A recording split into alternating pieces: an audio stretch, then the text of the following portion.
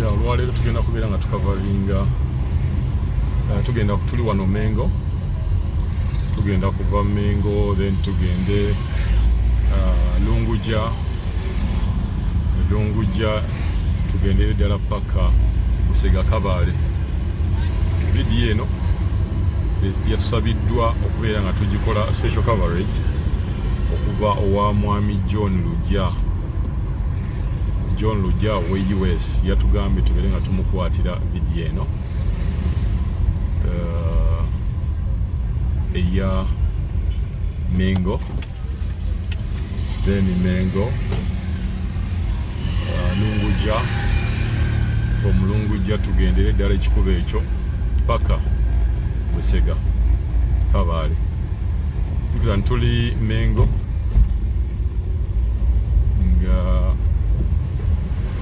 omuntu yenna bw'obeera okubeera nga tukavalingira owantu oba nga tukwatira owantu osobola otubuulira ng'oyita ku simu yaffe, osobola ogenda mu channel yaffe n'olaba simu yaffe, then n'obeera nga tusobola ogenda nga tukavalingira owantu weyagala tukavalingire waffe gye tuteekayo oluusi tubeera tukavalinga okusinziira entambula yaffe gye tuba tutambuddemu. Nyola ayinza okugamba nze nkwatira ekifo bwekiti ne bwekiti ne bwekiti, so tubeera tusobola omubeera nga tumukwatira ekifo ekyo.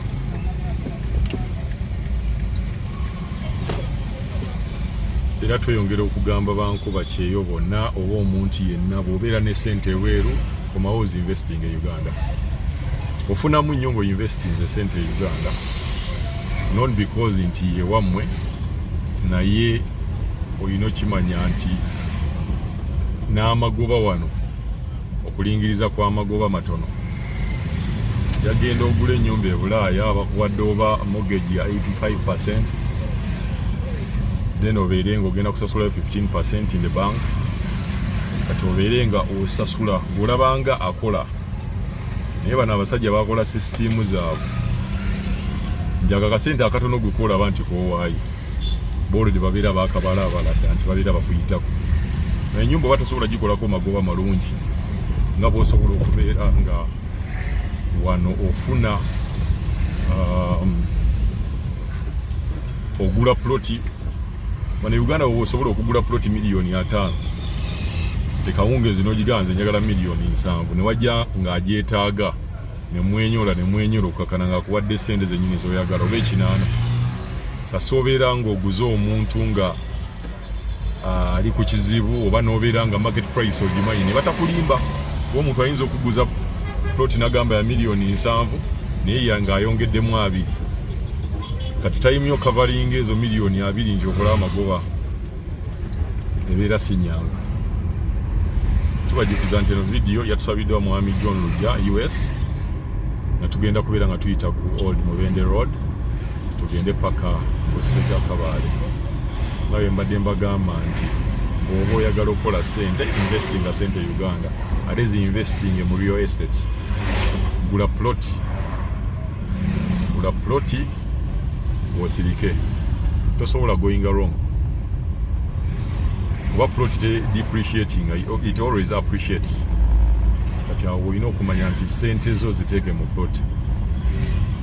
Tugenda kubeera nga tugenda ku Old Mubende Road, tugenda okubeera nga tukwata. So tugenda Lungujja, tuyite wano, tuyite mu Lungujja, then tweyongereyo.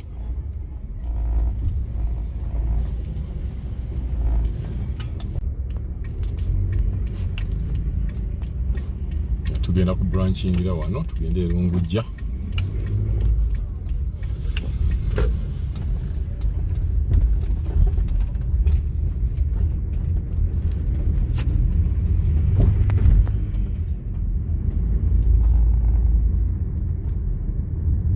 Sabe Lungujja Busega, mena mubeere ku vidiyo eno, care of Mr. John Lujja from US.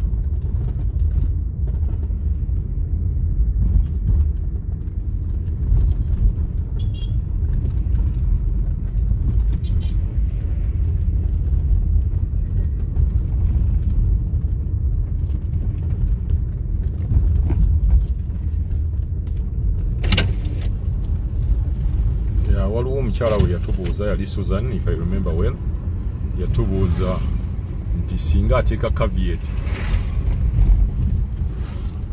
ku ttaka lye n'agenda ebweru n'amalayo ebbanga ddene asobola okusangako caveat eyo.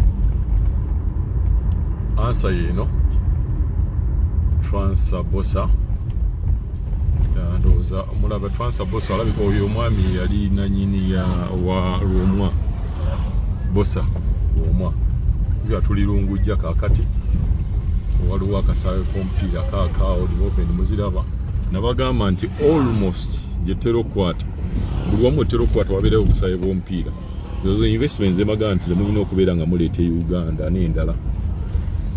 Mbadde nkyawabagamba ku caveat nga bwe tukavaringa mpola mpola kuba tuba twetaaga okubeera nga tubaddamu ebibuuzo byammwe at the same time. Edda kyalinga kisoboka nga bw'oteekako caveat it doesn't expire. Naye nowadays caveat expiringa 6 months. Kakitegeeza buli 6 months olina okubeera nga olinewinga caveat eyo. If you don't renew kitegeeza caveat oba tojja gisangako. So bw'obeera n'ettaka nti mukayanira ttaka oyagala liteekako caveat tobeera eyo n'obeera ng'otudde eyo n'ogamba nti caveat ye ekyaliko. So everybody bw'oba olina caveat gyewateeka ku ttaka tolowooza nti kaakati kweri ojja kgenda okwesanga nga yavaako. So every time gezaawo okubeera ng'ocheckinga caveat yo oba wagiteekako buli myezi 6 gezaawo okulaba ng'ogicheckingaako oba ekyaliko. Professor Kibuka close jukira yeno old Mubende road atuli Lungujja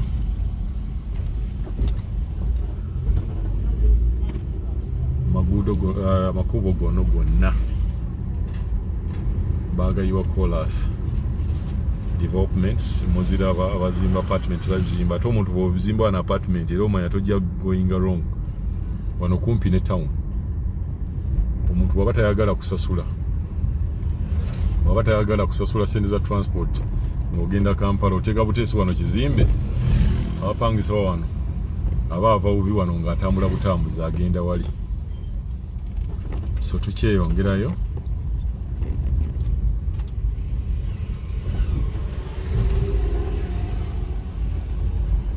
makubo gonna gano bagenze bagakola mpola baali balikola dda bw'oba olaba kati balikubamu biraka bw'olaba nga balisaze bwe batyo omanya kati era balikola dda libadde eryonoonese olwo babikubamu biraka. Tukyali mu Lungujja abeerungujja na vidiyo yammwe.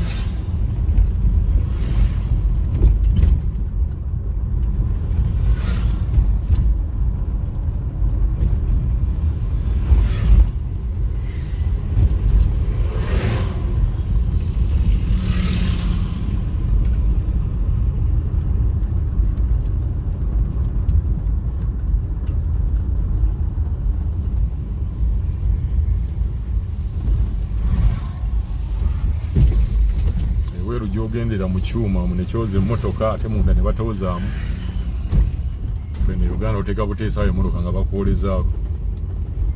So car wash nabagamba ebizinesi emu gy'osobola okubeera nga okola Uganda n'ofuna ssente. Bannayuganda tebagala bintu bibatawaanya.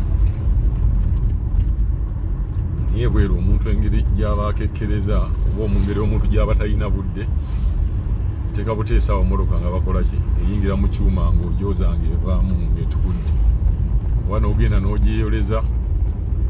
Naye wano obudde obwa Bannayuganda tebabuyina oli bw'aba yakola ssente ate yakola ssente za kumubonyaabonya teeka buteesa wali ku washing gwe mutwalo gwo oba gwe mu kitundu ovaayo onyirira.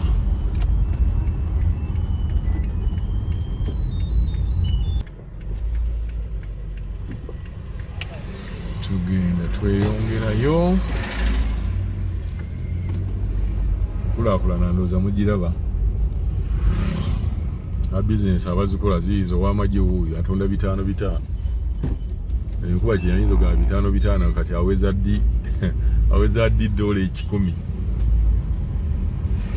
aweza ddi $10. Embeera y'obwete bwebeera omuntu ayiiya buyiiya.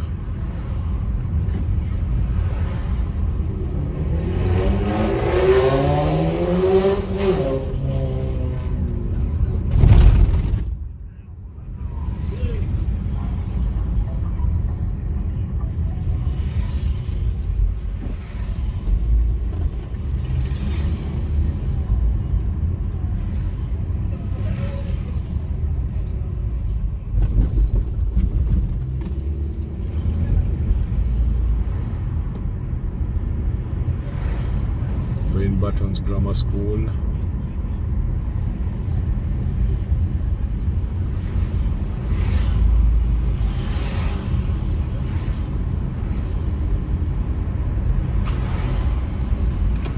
Kulakula namugiraba.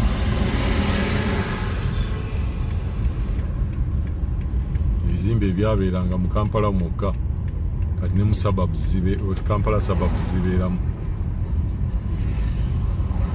Bibeereramu ddala. Ngendeko wano.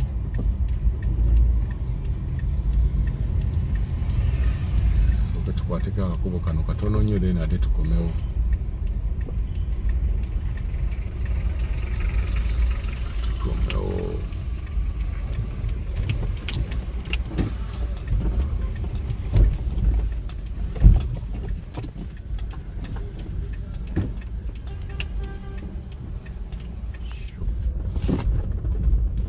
Tubali twekonyeewo awo katono katweyongereyo Busega Kabaale.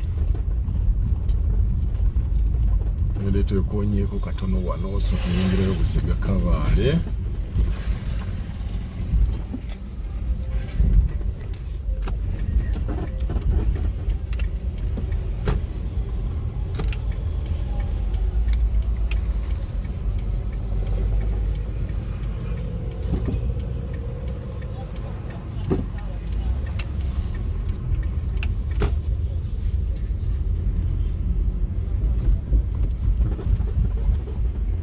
Omuntu oba toyina ssente tekikugana kuteekawo buno bulockups bwe buti. Obuteekawo oba wakabuteekawo babuyingirirawo kati olaba buno bwataddewo bulinga around 20. Ayinza obusolooza emitwalo gye nga nkaaga ku 8. Bamuwa ssente ze bulungi. Tenda steps, kindergarten. Babeera bamuweera ddala ssente ze bulungi. So oba tonnatuusa kuzimba kalina ttaka okyalyagala teekawo obwosolooze. Obusaawe mbagambe everywhere buno obusaawe babuteekawo ne investment nungi eri awo. Oyinza okusanga wamu hour nga each hour bagisasula emitwalo 5, abalala 7, abalala 10, abalala 15 depending on the location n'abantu abangi abaliyo. So obusaawe bukolera ddala ssente Washing Bay. Ate nga bibeera byangu byakubala. Nebogamba nti oli bweru osobola okuddira kamera ezo zennyini z'otadde mu kifo n'ogiteeka ku ssimu yo era oba osobola okufuna ekintu ekiri eno. So abantu abalina bizinesi ng'oyagala ogikontrolinga funa kamera ezo n'omugambi nti no gintere ku ssimu. Oba ojja kubeera ng'olaba bulungi nnyo ekiri e Uganda bakola batya. Business ate mukole business enyangu ez'okubala. Waliwo business nga nzibu. Tojja kukola retail shop ogambe nti ojja gibala ng'oli bweru. Tekisoboka. At least una sweet nga 3 buli lunaku. Nina kozesa loosi. So mukolengako business enyangu ez'okubala. Kati nga akasaawe kangu kakubala. Kangu nnyo kakubala.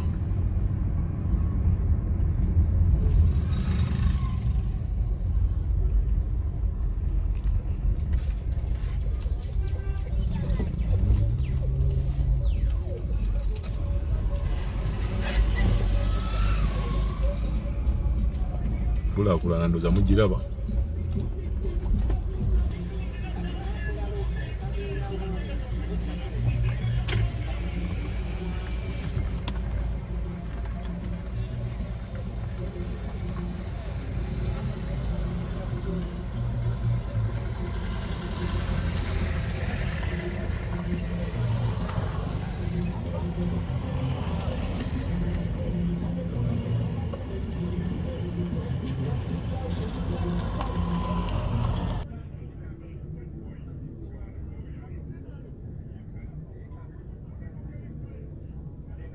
business zo ziri ali awo musisi wa chapati just mbadde njagala bakwatirako katawuni kano nga tetuneeyongerayo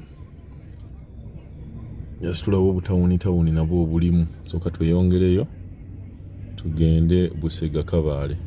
Kati ekkubo lye tugenda okubeera nga tutandika okukwata erya Busega Kabaale oba Old Mubende Road. Abaalikola mubalaba ndowooza ba China State Construction Engineering be baalikola, so tugenda kubeera nga tutandika okubeera nga tulikola. Tugenda kutandika okubeera nga tulikwata. Ekatawuni kano bwe kafaanana bizimbe mu ebiri ebimala mubiraba, so development weri abantu balaba kasa butandika okuwungeera n'abantu babeera beeyongera. Kati olaba ne jam ne traffic wa wano yeeyongeddeko naye nga luli ne kuba abantu bali tebalyeyunira olw'ekitaka ekyalingako, naye akati olaba kola so n'engeri gye bamuyiyeewo emmotoka zeeyongedde n'okubeera nga zitambula, kitegeeza ki ne ploti zeeno zeeyongedde okubeera nga za bbeeyi. So tugenda kuba tweyongerayo n'ekkubo eppya. Jjukira akatawuni ka wano ka mu Kibumbiro jasinjagadde nga bakwatireko nako mu Kalabe, oyinza okwesanga waliwo ab'omu Kibumbiro n'agamba mu Kibumbiro wennyini weewaffe, so kyekyo. So ka tweyongereyo n'ekkubo lye baakakola.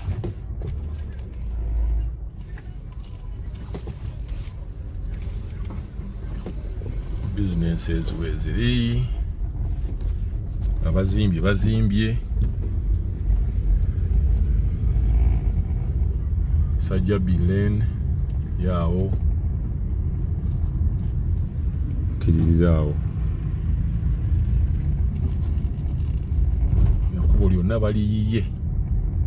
Kati abantu bali enfuufu oba abaalinga bali enfuufu kati balya kolas. Amaka gaago makulukulu.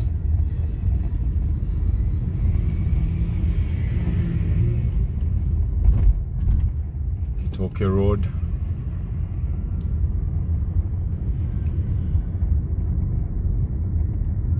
Olabe bayiwa kolas n'enkulaakulana olabira ddala ng'owantu wakyukidde ddala. Olaba owantu wakyukidde ddala. Tuludde mu kikatawuni k'Ekibumbiro.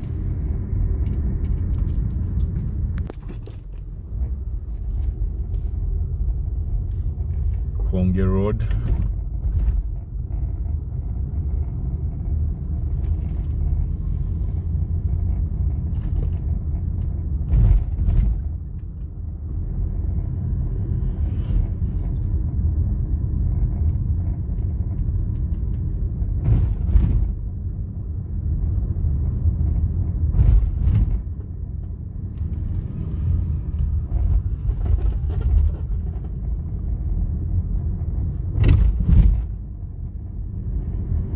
Okwesanga omuntu aliye yagamba kale awo wetwayitanga kale akakayumba ka gundi, so ebintu bikyuka. Na Kibinge Road, Star Secondary School, makubo gonna bagenda bagakola mpola.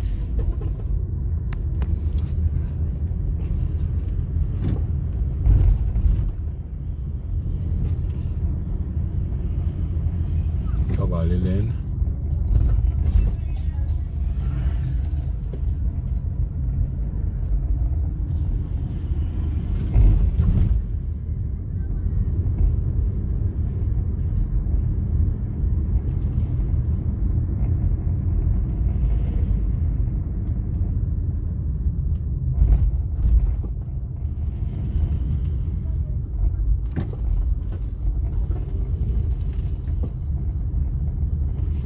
Kabaale Busega.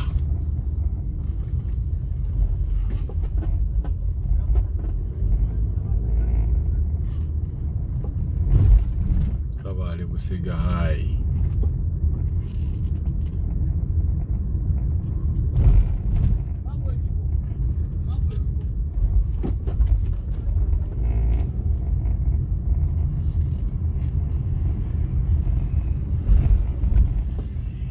So wano tubeera tugudde ku kkubo ly'e Busega.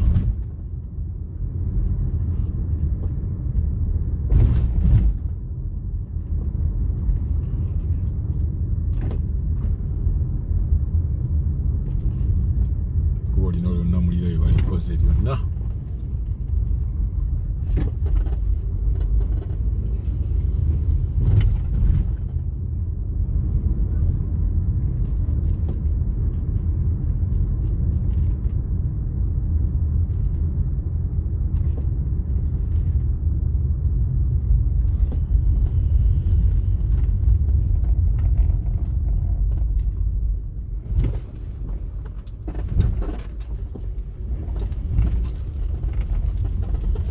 Babukubye obuyumba buno babukubye bagamba buli mu road reserve, so bonna wakube bagenda kubeera nga bongerezaawo ekkubo. Yunura yabukubye nga bwe mubulabaawo.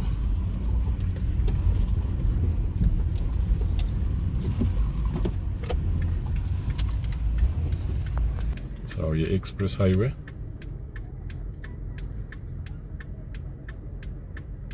Ekikubo ekyo nga bwe tukikutte kijjira ddala kigwa Busega Kabaale, then ojoyininga wano ku express highway yeyaawo. Wano tuddeyo tweyongera okukwata Busega Kabaale road kuba yabadde special mission ya Lungujja John, so katwongere tukwatire ekifo kino kyeyongera okubeera ng'okiraba. Eno ekkubo lye baakayiwa, then nawali tubalaze nti bakonyeewo bagenda kubeera nga bagaziyaawo ekkubo. Yunura tubuzaako omutuuze abaddewo aganye nti n'okubasasula bamaze obbasasula, so nenkulaakulana eri eno.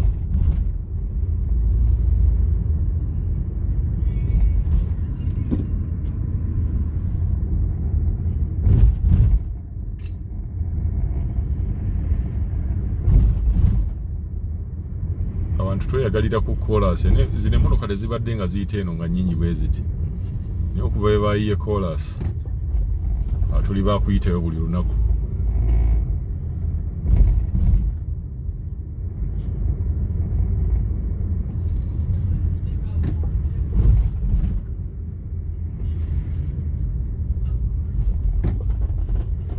Kabaale Busega, Molan Po Nursery and Primary.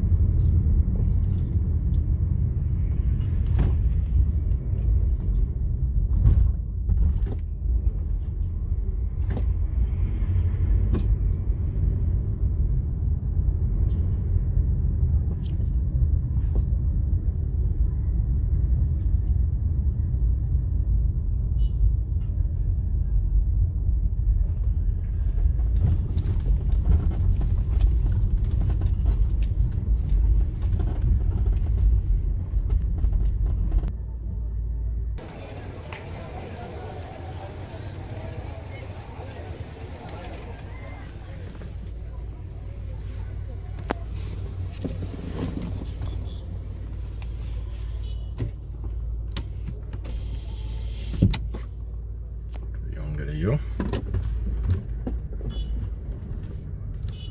njagala olabe kolas kyasobola okuleeta kasita batuyirira kolas for development eba etuuse kati kano akatawuni konna kakwatayo dda kati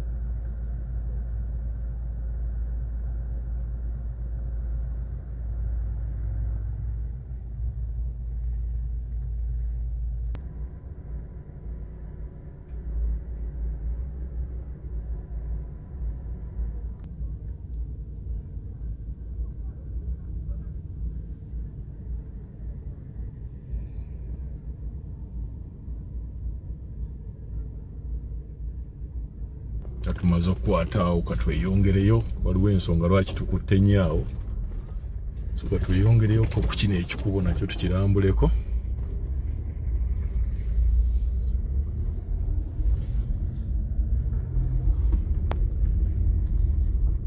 tweyongereyo ku kikubo kino nakyo tukikwateko katono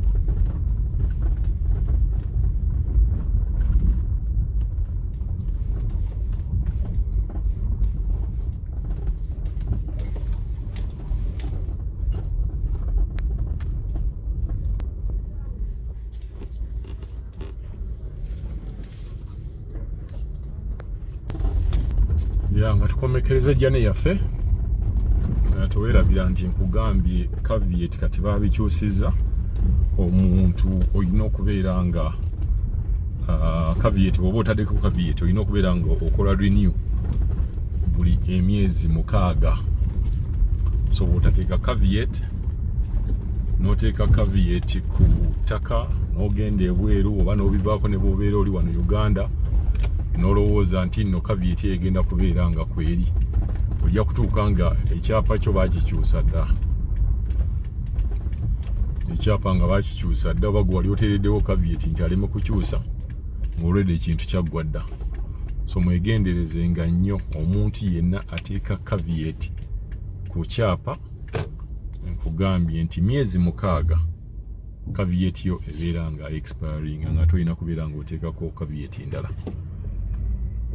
kuba okuteekako caveat tekitegeeza nti kasita obeera ne strong reason okuteekako caveat ku kyapa ky'omuntu osobola okiteekako oba mulina nkaayana za ttaka oba muli baaluganda ebintu ebyo byonna omuntu aba asobola okubeera ng'ateekako caveat ku ttaka naye bw'otabeera eyo n'orelaxinga n'olowooza nti caveat gye wateekako yeeyina okubeera nti egenda kubeerako forever and ever no